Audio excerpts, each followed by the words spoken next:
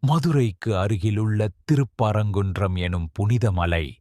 அந்த மலைக்குள் இருக்கும் இருண்ட குகையில் ஆழ்ந்த தியானத்தில் அமர்ந்திருந்தார் பெரிய தமிழ் புலவர் நக்கீரர்.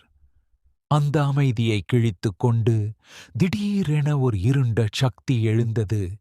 அது ஒரு பயங்கரமான அசுரன்.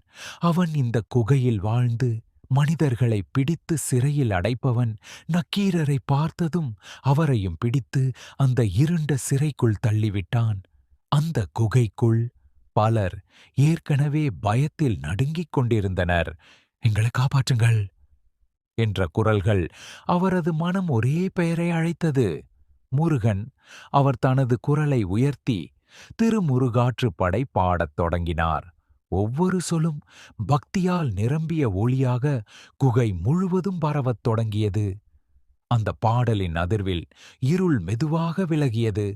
ஒரு பிரகாசமான ஒளி மெல்ல உருவம் எடுத்து அங்கே தோன்றினார்.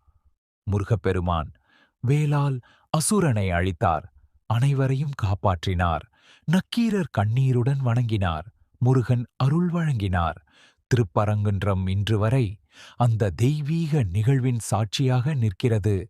பக்தி உண்மையாக இருந்தால் தெய்வம் நிச்சயம் காப்பாற்றும்.